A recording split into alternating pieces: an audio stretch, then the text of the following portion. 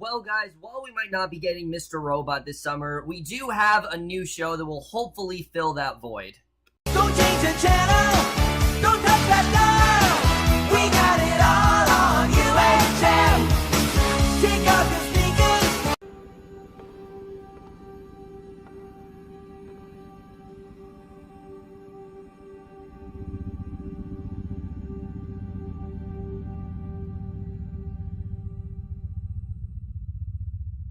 Hey guys, it's Cameron for the series premiere of the new USA show, The Sinner. This is episode 1, just simply titled Part 1, and I was very interested in this show for a couple of reasons. One, because of the fact that it basically is replacing Mr. Robot as a show for the summer. As we know, Mr. Robot isn't coming back till October, which I'm fine with. I think, take as much time as you need for something like that. Season 2 was so good. The first 2 seasons have been so good that I would hate to see them go through sort of like a third season slump. So I really hope that they maintain the quality of the first 2 seasons, but that's a completely separate video. The point is, I was really looking forward to this show, but the main reason why is because while there's been some really good shows this summer, it has to be said this has been a really dry summer for TV, and especially for new shows.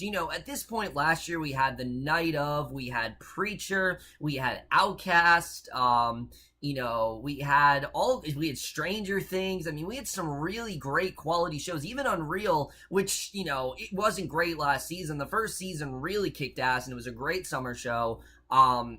I just feel like this year we haven't really found that show. There's been a lot of mediocrity, and a lot of the shows that I thought I was going to watch, either I just got really bored with, like, say, Snowfall, which I don't really have much interest in that show anymore. I got very bored, honestly. Maybe I'll watch this season. We'll have to see. There's been a ton of, disposable Netflix shows. There really hasn't been that one big hit. I mean, recently there was a really good miniseries called Manhunt Unabomber. I really loved what we got there.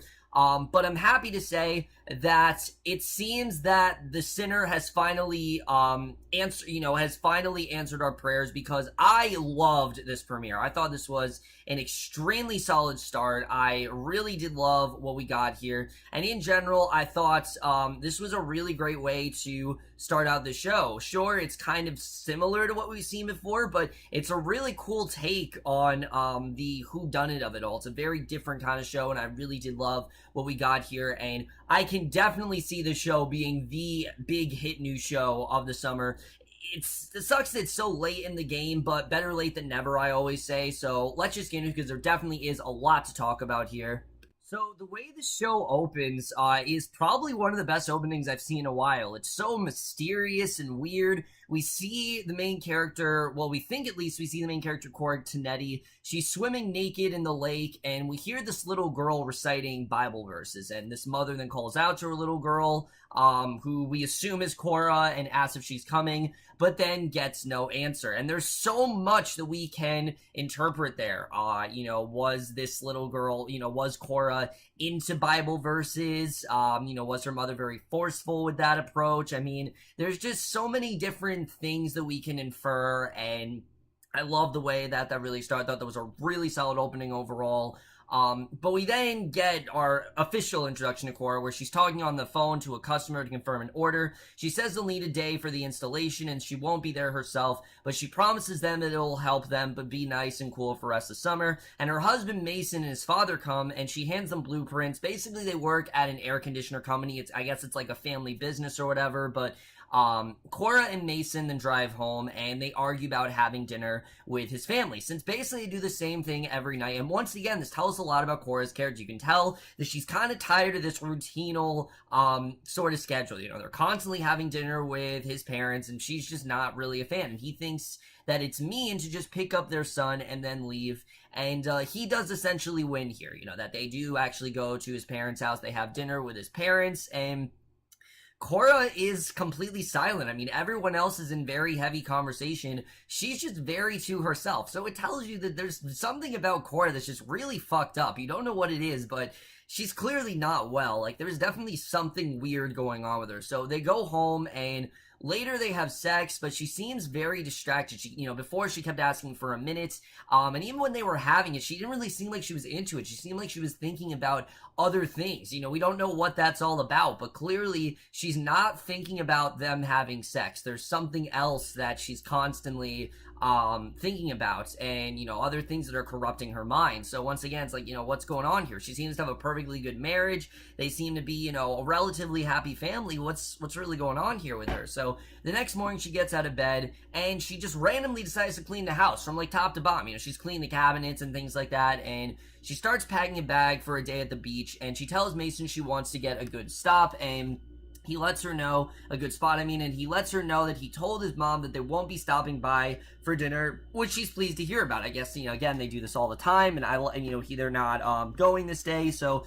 they leave to go to the beach, and at the beach they run into some friends and ask if they want to join them, but Cora says that they're just going to sit in the sun, but assures them that they will come back later. So, these friends play a very important role later on. So she plays in the sand with her son, and she stares at Heather and her kids, which I didn't really understand. Like, what's the obsession with Heather? Is it that maybe Heather has a better life? Does she enjoy the life that Heather has? Is it that Heather's a better mother? Is she constantly comparing herself to Heather? I didn't really understand that, but it's not a problem for me. It's more like intriguing. Like, why is she, you could say maybe she's just a people watcher, but Heather's her friend. Like, why is she so fixated on Heather and her kids? What's going on there? So she goes for a swim, and she then swims past the ropes and out into the middle of the lake, and you can interpret this in many ways. I don't think she was trying to commit suicide here. I guess she just, I don't know what she was really trying to do here, but she holds her breath and she goes under, but comes up coughing. And again, we don't know what her motive was. Like, why is she going in the middle of the lake? What's she really doing here? And Mason starts to get very worried after Heather asks for her, and he goes with Lane, her son, to look for her, and he calls for her, and she ends up swimming back to shore, completely fine, may I add. She was just coughing a few minutes ago, but she's completely fine after that, and they then sit on a blanket and they eat, and this couple in front of them is kissing and laughing, and it's, again, we don't, Cora is constantly looking back at them. It seems like this couple is, again, really well, they have really good chemistry, they seem perfectly fine, and she hears the song that the couple's listening to. As the woman says, it's from the time that her husband Frankie was in a band in college, and the man gets on top of the woman, they continue to kiss, and Cora listens to the music, and then we get to basically the catalyst of this entire show, where she literally takes the knife she was using to cut her son's apple, goes up to the man, she screams, and, the woman screaming to get it to, get off of her, and, basically, she stabs him repeatedly, once in the jugular vein, and he's just dead. She literally just stabs this guy like 15 times. It's one of the best stabbing scenes I've seen, but it's also like, where the hell did this come from? So Mason immediately, he's grabbing Cora, not knowing what's going on, holds her down, asks her what she's doing, and she realizes that what she's done, and she doesn't really know why. She even stabs Mason once by accident, but she goes back to the couple. The woman obviously is yelling at her to get away. She wants nothing to do with her. So this was a fantastic opening. I thought this was a really great way to set things up. You knew immediately something was up with Cora just from the scenes of her like cleaning her house and things like that, and this routinal life that she was really sick of. But this especially really threw us into her life, really showed us how fucked up an individual Cora Tonetti really is, and it's probably the most intriguing setups for a character I've seen in quite some time. Again, it really just show how character driven this show really is, and that's something I'm already really loving here. There's clearly a lot we don't know about Cora, and I definitely am interested in seeing, what more we find out about, kind of all stemming from this murder right here. So the police then come and arrest Cora, and she asks where her husband is, and the officer makes it clear that she has to go to the station first, and, you can tell that she's obviously very regretful of what she did. She's talking about how her husband, I guess, doesn't take care of her son properly or whatever, but she screams to Mason. She's placed into the back of the police car, and, Mason is completely bewildered at this point. He has no idea what's going on, where did all this come from, and we then meet Detective Harry Ambrose, and this is the one part of the episode that I was not a huge fan of. I like this character, I really do. I think Bill Pullman is fantastic as this character here. I'll get more into that when we get to the acting. But his side plot here, I really did not get into. He sits in a car, he's watching a woman through binoculars, his phone rings, and he drives to the beach where the murder took place. Immediately, I'm like, why is he looking at this woman? What's really going on here? But he drives to the beach where the murder took place, and he's met by another detective, Dan Leroy, who tells him that Cora already confessed and is being taken to the station. So again, this isn't a whodunit, guys. We already know who did it. We literally saw Cora stab, the dude. We know that obviously, she's the one who did it, and she's now being taken to the station. And he says it's a very strange case because she just seemed like a normal mom with a kid, and why would she do something like this? And he asks where he was, and Ambrose says that he just had to pick up a couple things at his house, and basically, that's it. And the dead man is named Frankie Belmont. He was 29 years old and was a doctor. And the medical examiner, Nathan Belusky, he introduced himself to Ambrose and says that they haven't had a murder in their town in over 2 years, when a guy in Gardner actually killed his wife. So this has not happened for a very long time. I mean, 2 years, there's a lot of time passed, since then. And Belusky says that he's never seen something like this before. Someone so innocent like Cora commits such a heinous crime. I mean, it's come out of nowhere. And Ambrose notices a blight in a pine tree when the ecosystem's out of balance. And Ambrose has a few lines in this episode that I didn't really understand. I'll get into that when we get to some of my flaws with the show. Because, I mean, this, like I said, this wasn't a perfect premiere. It was close to it, but it didn't hit that perfect level for me. But we then see pictures of a bloody Cora. They're taken at the police station, and she's then allowed to shower. She's completely covered in blood at this point. And while in the shower, we see a flashback of her. She's in bed as a 6-year-old, and I'm assuming this is going to be a common thing throughout the show. We're going to get more into Cora's past as a child, and we sort of start to see where these really strange tendencies really came from. She's saying her prayers as her father listens, and we get the sense that her parents were basically religious zealots, and that's kind of what they love doing, and everything they did kind of revolved around religion. After she finishes, she tells him she doesn't want her mother to come back. So her mother was obviously very overbearing or abusive in that way. Definitely, she did not like her mother. And Ambrose notices a blight in, I just read this, but basically he says that he knows that she doesn't mean what she said, and tickles her jokingly, but you can tell that she kind of did mean what she said. So again, clearly there was something up with her mother, whether she was abusive, whether she was very overly religious, whether she just fashioned Cora to be something that she wasn't, remains to be seen. But again, this is all really intriguing stuff. Like, what the hell's going on here? Why is Cora so, set on not wanting her mother to come back? What was that really about, and what was her childhood like? Again, that's something we don't really know here. So they laugh, and he kisses her goodnight. And again, I thought there was another really powerful scene, us getting more into Cora's backstory, finding out more about her. I thought all that stuff was really great. But Mason then sits at his parents' kitchen table, encouraging him to go to the station, and Cora calls him from jail, but he doesn't answer because he just can't. I mean, this isn't the woman he's been with for all these years. And Detective Ambrose and his partner question Cora and explain what will happen before she goes to trial, and she tells him straight up that she doesn't want a lawyer because she doesn't think they'll really do anything different. I mean, she did what she did, and she just has to face the consequences. So she knows she's at fault. She knows that she's guilty, but basically, she already confessed. She tells detectives that she stabbed the man at the beach and that she had never met him before in her life, or at least that's what she's saying. We don't know if that's true, but that's kind of the narrative that she is possessing here. So Cora says that she stabbed him because they were playing music and kept turning it up, which obviously is a very odd reason. I mean,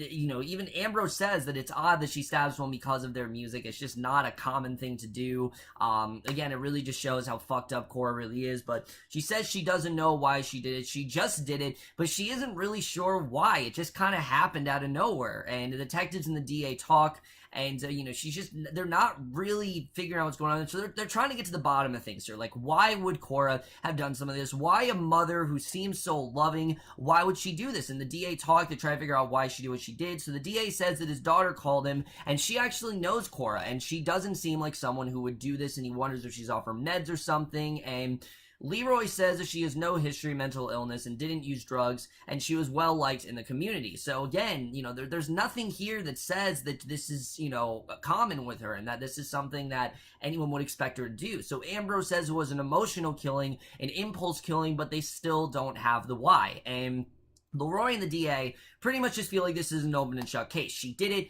that's it. But Ambrose doesn't really feel the way. He simply feels like, that's it, and that there isn't another way to open this case. That basically, that's not just it. There is definitely more to it. There's obviously more of a motive there, and it's clear that he's trying to figure out what that motive is. And again, that's kind of the thing that drives this show in general, and it's just really compelling to see where that's going to go. So Mason then drives to the jail parking lot. You think he's going to go in, but he just can't bring himself to do it. Again, he has no idea where this kid came from. This is just not the woman he knows, and he just can't bring himself to look at her right now. He can't look at her the same way, and she's upset that she hasn't heard from Mason. I mean, this is her husband who loves her dearly. Why hasn't he said anything to her? So she's taken to the county jail, and I like that we saw, everyone's side of this. Like, we didn't just see Cora, we actually got to see Mason as well. I like the way they did that here, but Ambrose then studies the pictures of the murder victim, trying to figure out, what could have triggered this, and Cora then sobs in her cell as the music that was playing the day at the beach, it's just constantly playing in her head, which I think in general, that's going to be something she's constantly replaying for the rest of her life is, why would she do some of this until she really realizes what the reason was. So she then has flashes of a woman asking her if she's coming, just like we saw in that opening scene. We see that again, and she falls to her knees and says the prayer that she used to say as a child. So again, that this is religion's obviously very important in her family, and she's now applying it to this situation. So Ambrose then goes to the woman's house he was watching earlier. She says that she hasn't seen him in a month, and she wonders if his wife took him back, and he asks if he can come in. They have a drink in her kitchen. She asks if he asks if she missed him, and again, I was not into this plot. I found this to be very much like, they're just trying to give us this shady story for Ambrose that, he's having an affair or whatever. I'm not into this idea, but she tells him she's been seeing other men, and then they kiss. She slaps him, tells him again on his hands and knees. It's clear she's very, she's very much, I can't think of the word right now, but she's the dominant one. Like, she's the dominant one in this relationship, and there's a lot of things that he's doing. So she steps on his fingers as he says he missed her. I didn't really understand what this really was all about, but the next day he goes to Mason's home, where there is a large group of reporters, which, obviously there is. Everyone wants to know, what the hell's the reason for her doing this? So Ambrose tours the house, and they notice that everything is very well kept, and Mason says that is how Cora likes it. And again, that line, it doesn't seem like a big deal, but I think it is. I think it just kind of shows how much of at least from what we've seen, Cora's kind of a control freak. It seems like, she needs to have things like neat and tidy, and if one spot is out of place, she needs to try to fix as best she can. So Mason hasn't seen Cora, hasn't gone to see Cora yet, and he tells Ambrose that he doesn't really know what to say to her. What do you say to someone who did that sort of thing? I don't blame him for that. How do you look someone in the eye after that? It is like she's a completely different person. And Mason tells Ambrose that she was screaming for the man to get off the girl, and that it seems like she was kind of trying to save the woman in a way. Like, maybe there was something that she didn't like, and I'm hoping that this doesn't turn into sort of like a rape story. I don't want this to be like, Cora was raped and she thought the girl was, vulnerable, and she thought that her husband was gonna rape her or whatever. I hope it's not that, because that story has been done to death, and I really hope that this is something else, because if it is that, okay, maybe they can do it well, but I've just seen that story done to death, and I feel like that's the predictable ending, and I hope that the show doesn't do that. But scenes like this make me feel like that's kind of where we're headed, and I hope that is not the case here. I want something a little bit more interesting. I want something a little bit more unique, and the show already is unique in that way, and I'm hoping that it's not just, like I said, just, a rape situation, a rape revenge tale. I hope it's not that at all. But Cora then lays in her bed in her cell. She remembers her mother and father calling her into their bedroom to meet her new baby sister, and her mother tells her that when Cora was inside her, she took up all of her energy, and that is why the new baby is so sick. And I mean, like, deathly sick. Like, the baby's face is, like, purple. This baby's obviously dying. God was testing her, and every single thing he expects them that they have to do. And she asks if she understands. Cora says yes. It could be that too. Maybe God told her to, kill this guy. There's a lot of different things that this episode presents us. So finally, Mason does visit Cora in jail and tells her that their son is fine. She tells him that she thinks that something is wrong with her. She doesn't know what it is, but she feels like something has to be wrong with her. Why would she do something like this? There's clearly something wrong with her. And he says it was just a moment and that's it. And he asks what's actually going to happen now. And Cora tells him that she's going to plead guilty and that he has to move on with his life, and that's that. You know, she knows what she has to do. She doesn't really feel like there's any other way to come out of this, and he asks why she can't just get a lawyer, but she says that she did what she did, and the lawyer simply won't do anything. You know, she's already committed the crime. She has to do the time now, and the lawyer's not going to do anything for her. So, I thought this was a very interesting scene. You can tell that Mason, he's very welcoming, you know, he wants Cora back in his life. He just wants to know why did she do this? You know, what the fuck really triggered this sensation? It kind of came out of nowhere, and all of a sudden now she's saying just leave. Like, it's like she doesn't want him in her life anymore, mainly because, you know, she doesn't want him to deal with what's going on. I think that definitely is very interesting. I'm definitely, out of all the characters, Mason's the one I'm very interested in seeing where he's really going to go from here. You know, he's in a very different place that he was right now. She's now giving him this option to leave. The question is he actually going to take it? Is he actually going to completely just abandon her? From what we've seen, I doubt that he's actually going to do that, but I'm definitely interested in seeing where Mason as a character is going to go, you know, with Cora behind bars for the duration of the show. Ambrose then thinks Cora was in a delusional state when she committed the murder, and he tries to get proof because he's convinced. I mean, it has to be. She just seems too nice of a lady. She seems too innocent. Why would she do this? And he interviews the people who were with Frankie when he was killed, and he checks on Frankie's wife, Leah, who is in the hospital care, and basically, this one witness tells Ambrose that the doctor said that she was too unstable this morning, so they put her back on sedation. He says he would really prefer not to do this again.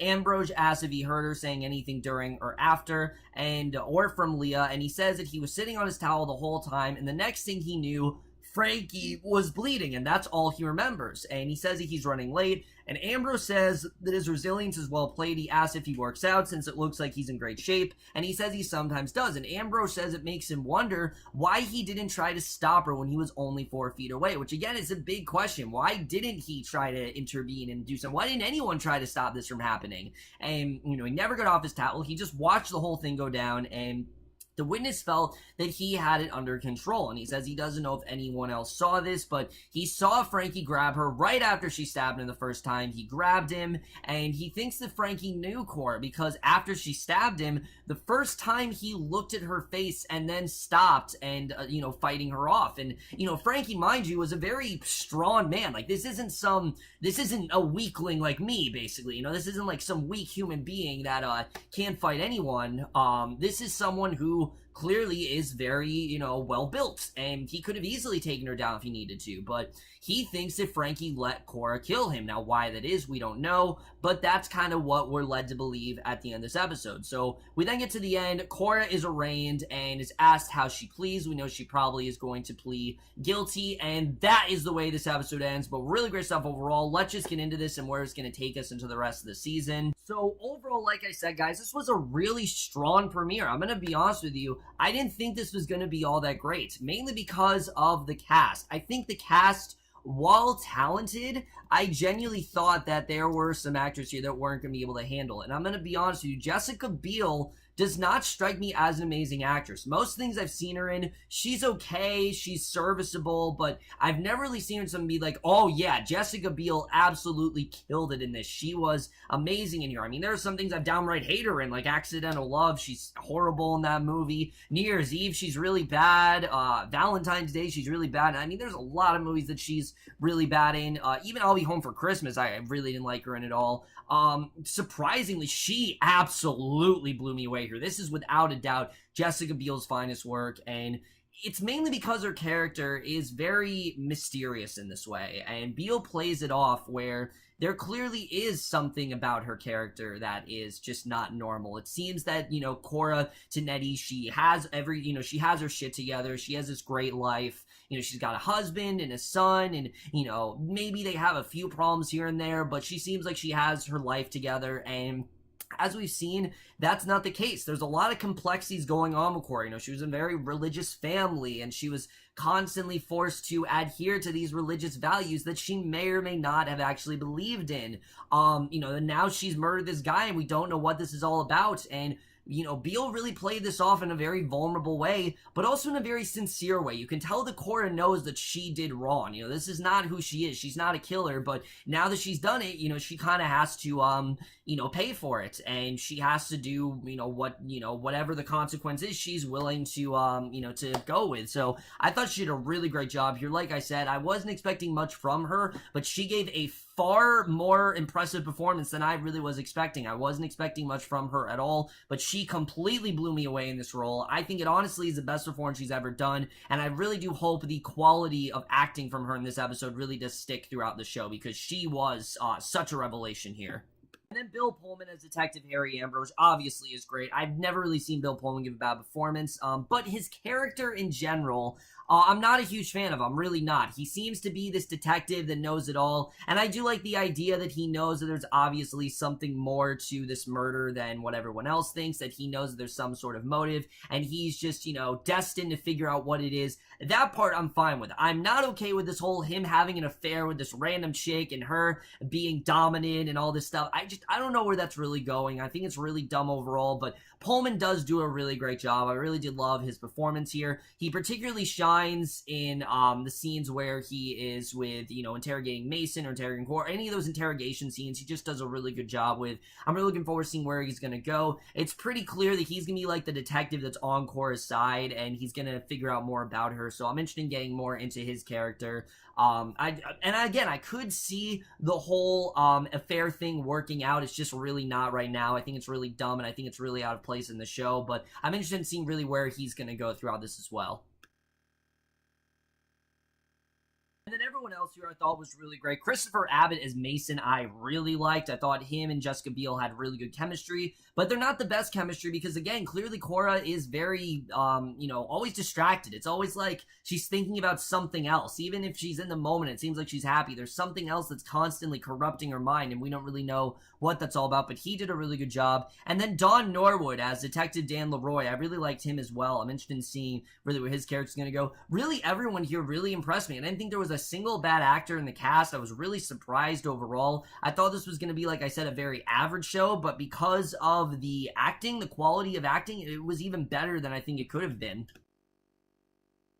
So now let's get to the directing and the writing, which I think is one of the best parts of the show. The directing in particular is fantastic. It's a very chilling and it's a very thrilling show in that sense, and it's very suspenseful, but it's also very character driven, and you really do care about all these characters. In a sense, you think, oh, Cora Tenetti's kind of fucked up, but then as we watch her pass, there's clearly more going on there, and they get us to sympathize with this character very easily, and I think they did a really great job with that. But the writing is the thing that impressed me the most, because 99% of crime dramas that come out today, the way they're going. Either they're true crime or they're just, open and shut cases that you can kind of predict.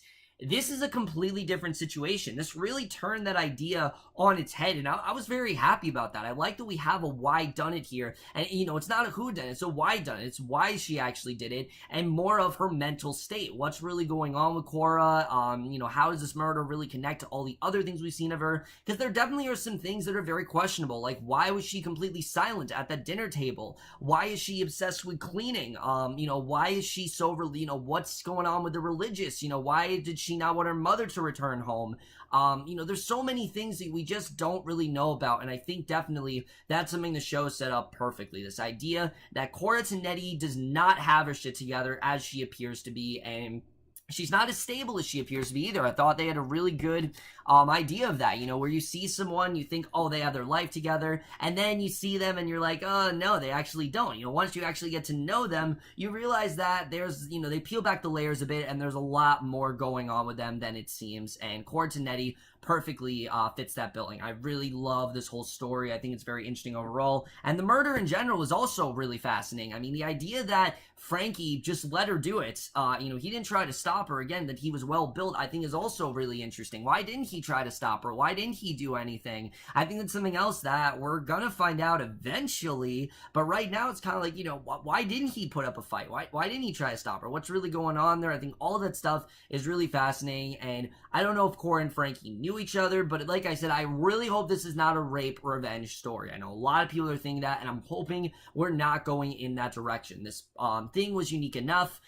It gave us some things that I thought could say otherwise. I mean, one of the things I came up with is maybe just God told her to, and maybe it was like overbearing parents or whatever. I think whatever it is, it connects to the flashbacks that we're seeing, because we're seeing those for a reason, definitely. Obviously, to get to know Cora a bit, but also to understand what her motive really is and how her mental state really was and why she would be delusional as Ambrose thinks she is. So I think definitely that's very interesting. I think the murder in general I'm very well compelled with, but I also really love that we didn't just see Cora. We also saw what Mason's going through. What's Mason really going to do for him? And Cora's given this opportunity to leave. Is he actually going to take it? Is he going to continue trying to maintain a relation with her, or is he just going to leave her? I mean, that's really the big question of what's going to happen there. Like I said, my main problem with this show are a couple things. Most of them involving the character of Ambrose, who I do like, but the whole thing with him in the affair, I just think is really pointless. It doesn't really have a place in the show, and it just feels like they only did that so he's not just the detective in the show. With a show like this, though, I think he honestly could just be that. I don't think we need to give the detective much else to do. I always complain that, yeah, we have one-note characters, but this character, I think, should be. I don't think we need to give him that much of a backstory. I don't think we need to really get more into his life. I think it's kind of unnecessary that they're doing that. I get it that, you know, obviously the guy is kind of, you know, he's like this genius and he loves to watch people and things like that, but I don't really understand what the point of that really was. Where is this really taking us? Where is this really going? It just feels really unnecessary to me. And again, maybe I'll come around on it eventually. There's been many times where I'm like, oh, I don't like that plot line, then I come around on it, but I don't, right now, I don't really like this. I think it really just, it feels like a completely different show, and it really did take me out of the moment. And there were a couple lines that Ambrose said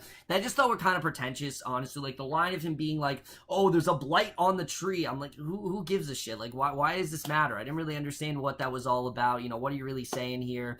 I just didn't really love that whole part of it. But the cinematography in the show is incredible. I mean, the fact that this is a TV show, again, it really is, enhancing the landscape of what you can really do on a TV show. The possibilities here, the cinematography looks like a movie. It really does. Several shots we got here of like that woman constantly telling Cora, you know, come to me, are you coming, what's that all about? There were some incredible shots just in the intro of the show, and just her swimming in general I thought were some really mesmerizing stuff. Just really incredible cinematography overall. Love the way the show is shot. The score as well I really do love here. I think the music's obviously going to be a big part of the show, because one of the reasons Cora murdered Frankie was because of the music. We don't know what that's all about. In general, like I said, I really did love what we got here. I thought the score was very interesting. And then the editing, the way the show was edited, I thought was also really well done. I like that they took at least 15 minutes to get us into the character of Cora, show us her situation, show us the way things are for her. I thought that was very well done. They didn't just rush into the murder. I thought they really did take their time with it. And in general, I was very impressed with the way the show was edited. In general, guys, I really loved this premiere. I thought this was a fantastic start to the show. I'm definitely interested in seeing where we're going to go here. And like I said, I think we finally found that big summer hit that I really have been waiting for. I definitely going to be sticking with the show from here on out. You can expect reviews of every episode of the show until it ends. And I'm definitely going to give part 1 of The Sinner an A-. So over, guys, this episode of The Sinner. Let me know what you guys thought of this premiere overall. Loved your thoughts on it. Did you like it? Did you not like it? Did you like the why done it aspect of it? And were you as impressed with Jessica Biel as I was? Again, I never really thought that she'd be this capable, but she was incredible in the show and really did blow me away, honestly. But that's it for my review. Hope you guys enjoyed it. I will see you guys in my next video, which I think will be for Preacher, and I will see you guys for that. Okay, bye.